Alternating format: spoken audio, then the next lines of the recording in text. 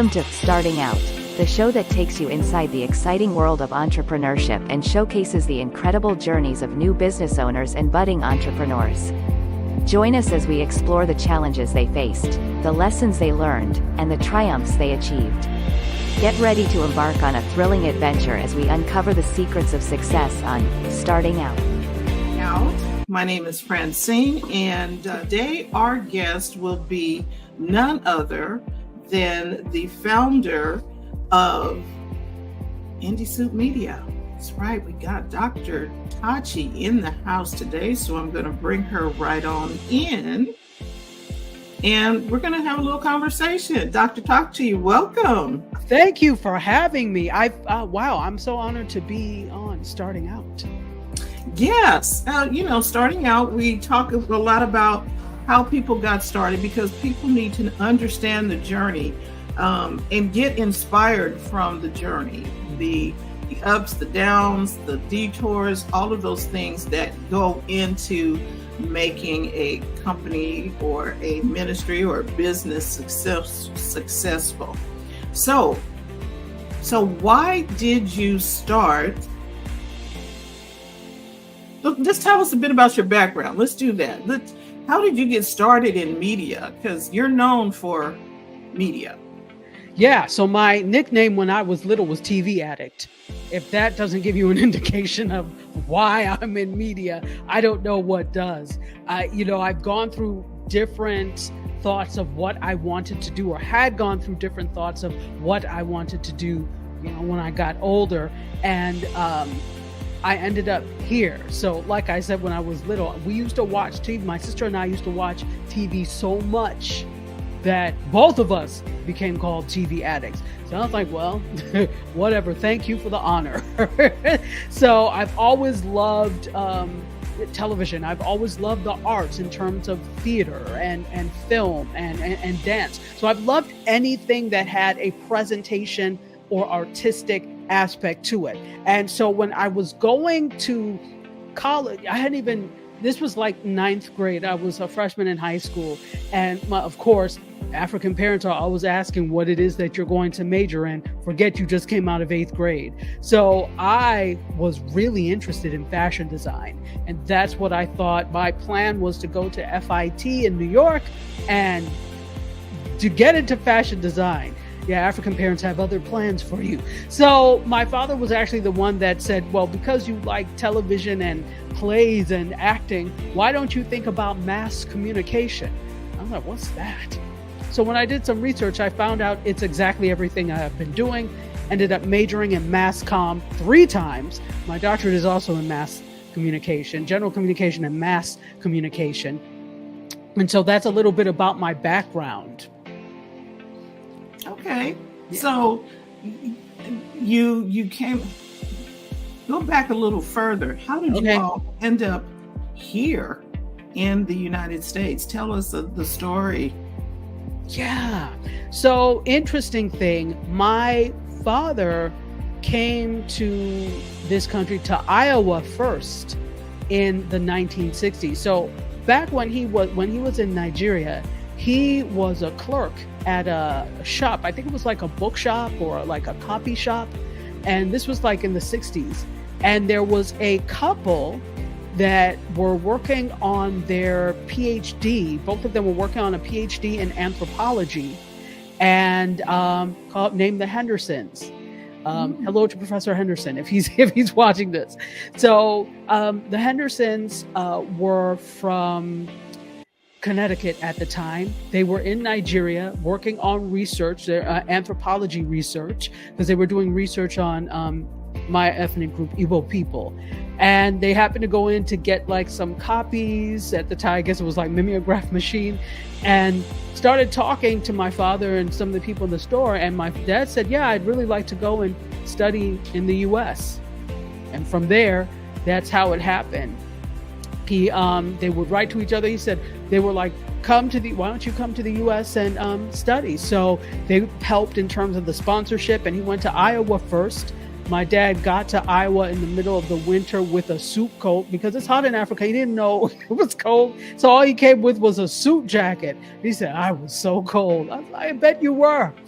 So after that, Iowa, I can't remember the name of the school in Iowa, but it was a small Jesuit college, I believe. And he actually played soccer for them and a lot of other things. So, but he was not digging Iowa so much. So the Hendersons said, why don't you come to Connecticut? And he ended up going to college in Connecticut. And then from there, he finished and went there and then went to Michigan, University of Michigan. And that's actually where I was born. So my mother was in England going to school. So she was living in England and went to school, and they met through one of my mother's relatives. So she ended up coming to the US, to Michigan, and that's how they met. And this is the interesting thing. Years later, when I was in the doctoral program at Howard, I had a classmate, and we were in the same class, and I noticed she looked at me I was like, wait, what's wrong? And she said, is your mother's name Mary? I said, how do you know that? Turns out she went to school with my father all those years before. And it's because I look like my dad a little bit. And so and then the last name. So she figured, hey, I wonder if. So I ended up being in class with one of his classmates, which was so odd. Wow. See, sometimes you don't know the origin stories. You know, the origin stories are famous now. You know, when movies are coming out, they're telling the origin stories. Like Wonka, I just watched. I was like, oh, this is the origin story for Willy Wonka. I had no clue. I just thought it was going to be the Wonka that I knew with Gene Wilder. No. Completely different, huh? Yes. I was like, oh, so, okay. So the origin story helps us to understand a little bit more. So thank you for sharing that. I had no idea. Yeah. So what was one of the biggest challenges you faced in getting started on your quest for media production? Because I know you are the founder of IndieSoup Media, mm-hmm. but before you did that, you were Mediascope, and prior to that, you were a professor. Mm-hmm. A professor. Tell us about your professorship.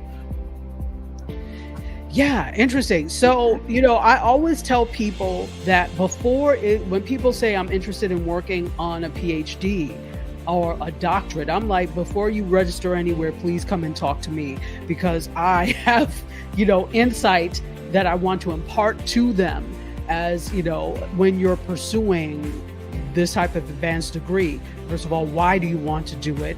Do you need it for what you want to do? Or is it that you want to be called Dr. Such and Such? Well, that's a very expensive way to get a title. There are cheaper ways.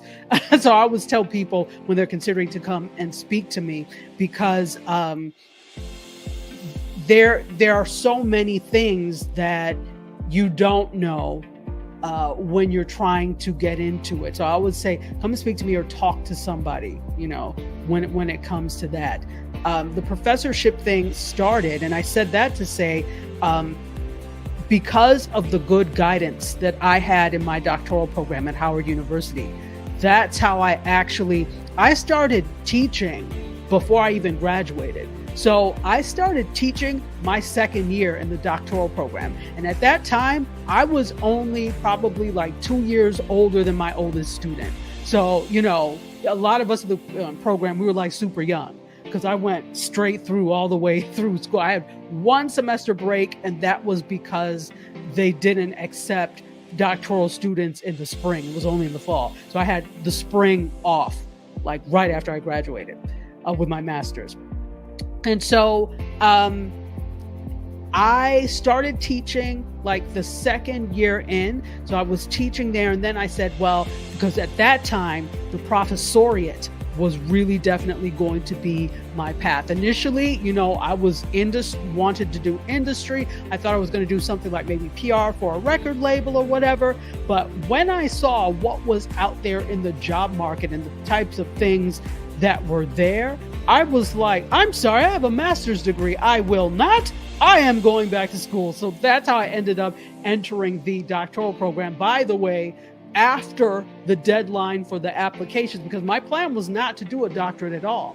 I was just going to come out and work. But when I saw, I was like, oh no, this calls for more schooling. So I went to the director of graduate study and said, I'd like to come into the doctoral program. Please. No, you missed the deadline. But Dr. Stroman, I really, really will work hard. Do you want me to do another project? I would, no. And I begged her to the point she was like, fine, Tachi, I will let you into the program, but I will kick you out if you get anything less than a 3.5. I kept a 4.0 the entire time I was in the doctoral program because I thought, oh, you're not going to kick me out. And I ended up graduating with distinction, meaning when you defend your dissertation above a 97%. So not only did I maintain my grades, but I graduated with distinction. And so I knew this was going to be the path that I took, the professoriate. But then, old voices kept calling me back into production because undergrad, I had done independent video and film production. I did radio. So I did a lot of the practical communication arts. And I had gotten so theoretical after going through a master's and a PhD program that I really felt the need to come back into production. So at the same time, I was a professor and teaching and doing that for the school I was at the longest. The last school that I was at full time was Nova Southeastern, which is why I moved here to Florida, and I was there for 10 years. And so at the same time, I produced 2 documentaries while I was there. I was doing a lot of that type of thing. But as soon as I left, that's when I got into this format of stuff, because that was the same year that Periscope debuted, the same year that Meerkat debuted. And I knew I wanted to be in on that, not just teaching about it, but actually doing it. So my professorships have been a blend of both theoretical research and practical knowledge. I have always done both at the same time. Now that is awesome. I hear perseverance. I hear I got to push past, and you push past the no several times. Yeah. No might be a complete sentence, but it can be pushed past. Oh, I'm like, when people say no, I say, oh, you're not talking to me. You couldn't, that must be the other person behind, because you can't be saying no to me, because no for me really just means not now, or this is not my opportunity, but not no to the initial inquiry. Maybe it's not with you, but it's with someone else. So I don't accept no for an answer. Maybe it's just no with you. So bye. You're a non-factor at this point. Let me pursue that someplace else. So you've gone through graduate school. You are making things happen in the world of live stream at the inception of live stream. Mm-hmm. And what got you into, so your live stream includes, I know, MediaScope and things mm-hmm. of that nature. Mm-hmm. Tell us a little bit about that composite part of it, because that is, I'm going to say, your beginnings of the claim to fame when you started doing MediaScope. And yeah. So going back now to 2015, obviously in March of 2015 at South by Southwest, Meerkat debuts. A month later in April, Periscope debuts. And it's a big thing because this is the first time that commercially people can take their phones and make content, go live, do tours, whatever it is you want to do. And people went crazy. People went crazy. They didn't know what to do. And it was so fun, and it was such an awesome time. I went to the first ever Periscope Summit that they did in New York City. So it was in September of 2015. There were a bunch of people that got together and said, we're going to do a Periscope Summit with some of these creators, and they did it. And it was in Harlem, and it was absolutely amazing because I said, I have to be there. But I went there as press.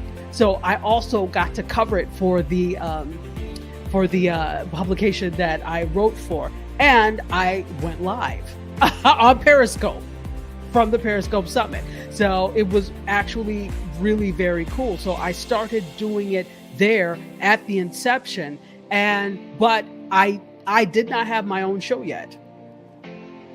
By September I did, but when they first debuted, I did not. So I did an awful lot of watching of people who were on there. And what I do, and I always tell people to do, is don't just jump into things. It will be there. If you're supposed to be there, it will be there. Watch and wait and see where there is a dearth or a gap in the space to which you can contribute. What's not being talked about? So there may be 5 million other people talking about media, but what do I have to contribute? And at the time, I didn't even know that I wanted to talk about media. I was sitting here saying, what do I talk about? Okay, well, I love Doctor Who. Maybe I could do something called the Who Report and talk about what's happening. Okay, maybe not. And I went through different iterations of what I wanted to do. But then I said, well, damn it, you teach media. Why don't you just talk about that? And so I was actually volunteering. The Urban League National Conference was being held here in Fort Lauderdale. And so I was volunteering, and I had to go back that evening for one of the events.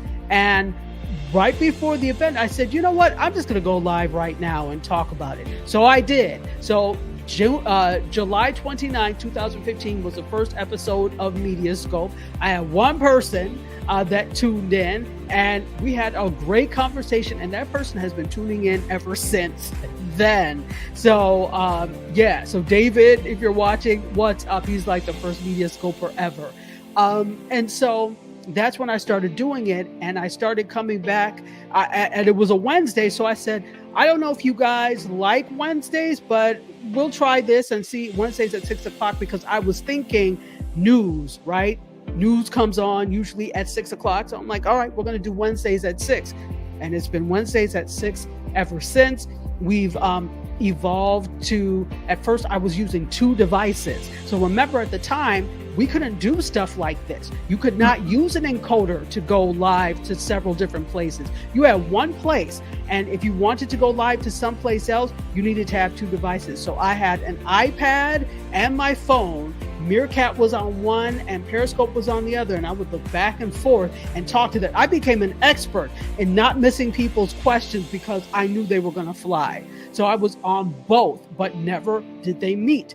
Then Facebook came up with Facebook Live not too long after. I want to say it was maybe late 2016 that Facebook Live came up. So I started doing Meerkat and Periscope together, and then after I would come back on and do something for Facebook Live. So what was happening is I was doing these broadcasts several times over for the different platforms. Thank God for things like StreamYard and Restream and all these things where you can go live to multiple places at the same time. So that's basically, how I got into it, how I started doing Mediascope. Mediascope, we're now in our 9th season. Wednesday was the first episode of the 9th season, and it's going strong. So I've added not just talking about the news, but I have guests now periodically. There are more bells and whistles. I can put up pictures, and that's Mediascope. All right. So tell us about Be More. Where did that come from, and how did that come about? During Mediascope, everything is a reinvention or gets jumped off from someplace else. So I was this was during the pandemic. So during the pandemic, I said on Mediascope, one of the episodes, with all of the free and low cost training, because during the pandemic, everybody had a workshop that they were off. If you didn't come out more engaged, if you didn't come out more intelligent, something was wrong with you. So I said, with all of this free learning that is out here, you better come out wiser, smarter, wealthier, better. Damn it, just be more encompassing all of the more thans. So that's where that came from. And I said, all right, I'm going to do something with that. And yeah, that's how Be More got born from wanting to level up or be better in whatever it is you do. But in my case, I talk about video and live stream. Yeah, I was fortunate to be in on one of your classes about the three sisters. Yes.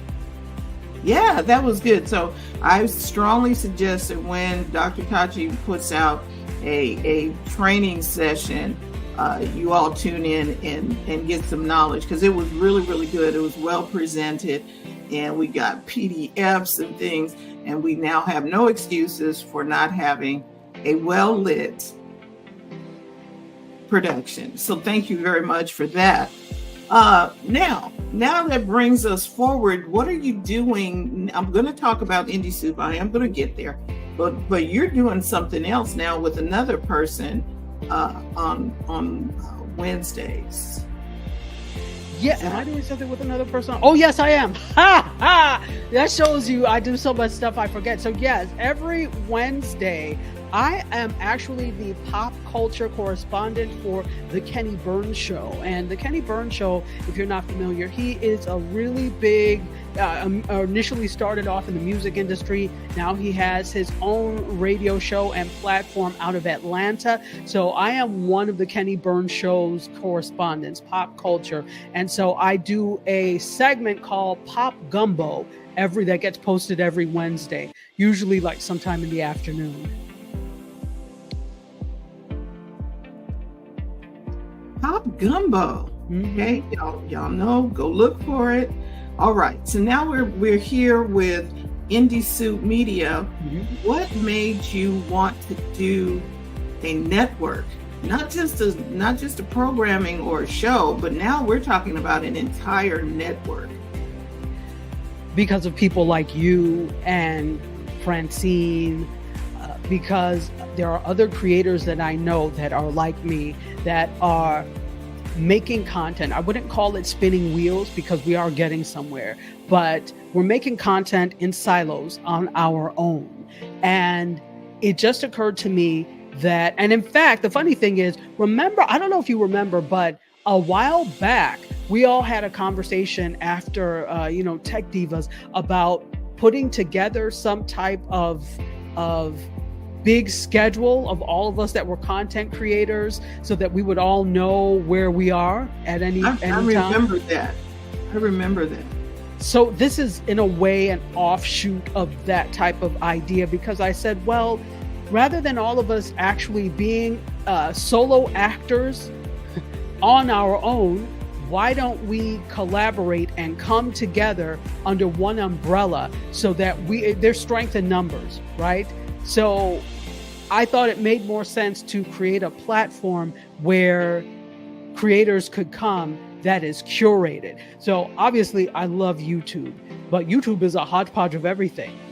This is specific and this is curated. So even though we have a lot of different types of programming, it's curated programming. So that's what led me to do IndieSoup. The fact that there are creators like yourself and other great creators out there that don't have a larger platform where we can get attention. And so you're left to do it on your own, but now you have the benefit of other creators to help with that. Nice. What was your biggest challenge that you faced when starting IndieSoup? The biggest challenge? Technology. Simply because you want something to do something doesn't mean it will do the something you want it to do. And I always jokingly say this to folks. I was like, look, the first week was about to be the last week. I was about to tell all of you, take your shows and get out, because I am tired. Because that first week was, especially the first 2 days, was really hellish. There were some tech issues that were happening within the app, and not the app, but the platform, and that controlled everything. That controlled going out to social media, that was for the website, that was for the Roku app. So it was everything. So if something went wrong with that, that affected everything. So I don't ever like to have all my eggs in one basket. So within the first 2 days, I figured out how I could push the stuff out to social without having an issue. And that's what I did. And so since then, it's been smooth. I think the other biggest thing is really starting to get help. This is something that is a large undertaking and very difficult to do alone, because something will inevitably not happen because I'm working in the business as opposed to on it. So thank goodness there have been some people that have stepped up. Like, for example, TJ does our website. So the front facing website, she has been instrumental in that. I'm now getting some help from social media, or with social media, from one of our creators, Chris Edwards, who does Take Two and Safe Space. So he does social media, so he's going to be helping with that. Dr. Vibe has been instrumental because he has been helping gather interns. And so whenever he's in Canada, and they have great internship programs there at their universities. And so whenever he goes up, he's also going up for IndieSoup to get interns. So I've had a lot of help, which is so needed, and I'm so thankful for. But those are the things, having enough help to do something like this, because you will get burned out. I was already burnt out the first week because of all that this required. And I'm like, yeah, if this is going to continue, it cannot just be me. And so thank goodness that's happened. And then the technology, to me, the bigger part is the technology working well, because technology working well determines who's going to want to advertise on your platform, whatever platform it is. Nobody wants to advertise if there are constantly bugs, or nobody's going to see the advertisement. So that's a hindrance, definitely, or was a hindrance. Okay. And as you always talk about, we need to be ready for whatever may be coming down the pike and have a backup plan in place. So to the creators that are out here listening, what is a piece of advice that you would give to them? Well, several pieces of advice. Start where you are. I always say this because I think people who are just new to creating or want to get started with creating don't, because they think they don't have this camera, this microphone, this set of lights. That's fine. Your audience will appreciate your transparency and that you are willing to evolve for them. So start where you are, and then respect your audience enough to get better. Definitely have a plan B, C, D, E, F, all the way down the alphabet, because technology can and will fail you. So be prepared for, what am I going to do, down to, all right, sometimes if you're going live, sometimes for some of your guests, it may not work. I've had this where I worked with a client before where she was in a law office, and for some reason she could not connect to StreamYard. It kept freezing up, but Zoom worked. So I said, you know what we're going to do? We're just going to record this and play it back afterwards. So that's what we ended up doing. So you need to have more than one plan for what you want to do. And you know what? Enjoy it. It is so much fun to make content. It should be at some point profitable for you, but it cannot be only about profit, or you won't do it. You have to love it. Oh, you have to love it. Yeah. Or you won't do it. Absolutely. And we can tell that you do love it because you put so much into it. And I've been looking at some of the creators that are on there. Tell us a little bit about the different ones that are there. I saw which one that I was like, this is really well done. I think it was the show with the family, and 313 versus everybody. Yeah. Yeah. So there's a lot of fun stuff on there. There is. So I'll start with 313 versus Everybody, which we play 2 days a week. Yesterday and then Thursdays and then Fridays we play them, and they're part of our like Friday lineup as well, which is a lot of fun. So 313 versus Everybody is about a group of friends. You know, there's some couples in there. There's family members as well that they travel from Detroit, the 313, and they traveled around. They have a good time together. There are some rough times. But the thing that got me, and I'll talk about one particular episode that happened 2 weeks ago. They were in Atlanta, and they had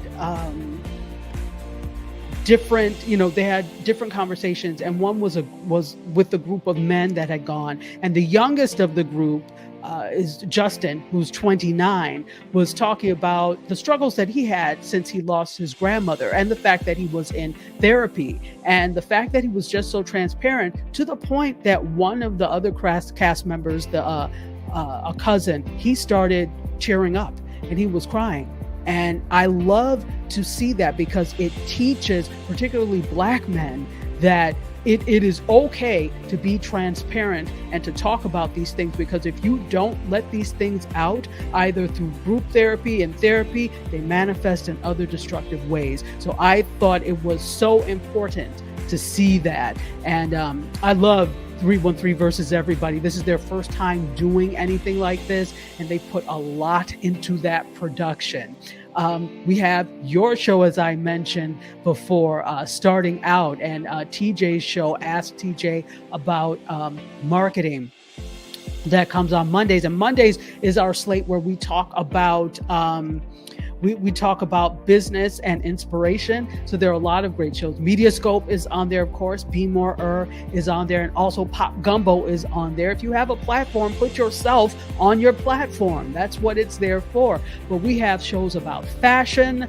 We have shows that are inspirational. We have shows that are about uncovering different things. So Take Two, and more so Safe Space, where Chris Edwards talks to members of the LGBTQIA plus community that are also Caribbean. And you know, that's a big thing in Caribbean communities. And they're just talking about their stories of being in that community as a Caribbean person. So there are so many great shows. I can't even mention them all, and there are more to come. But that's what we have for you on IndieSoup. Join us.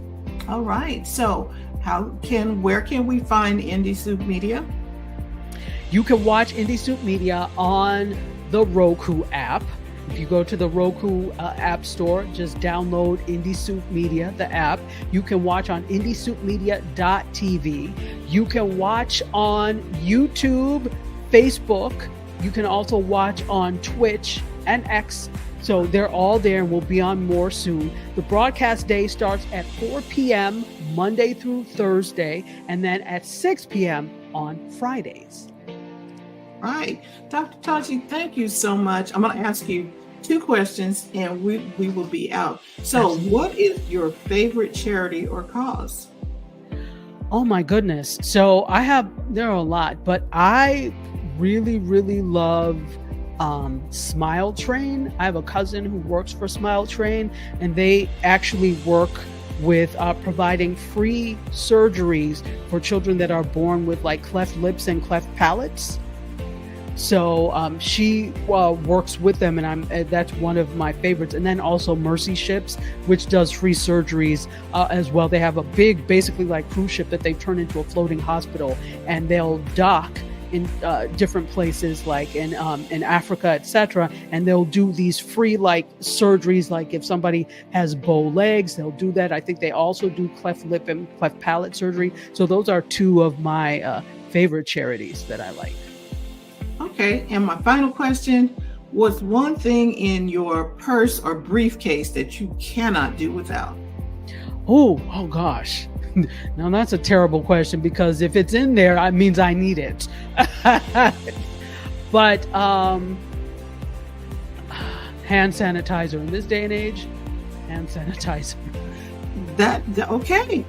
That's really good. Thank you so much for taking your time today to tell us a little bit about who you are, how you started out, and where you are now. We're looking forward to doing another interview down the line a little bit, but today we want to say thank you so much, and we will thank you all for watching us today and checking out IndieSoup Media. Make sure that you follow IndieSoup Media wherever you get your programming. And we want to say thank you again for being with Starting Out. We'll talk to you next time. Bye-bye.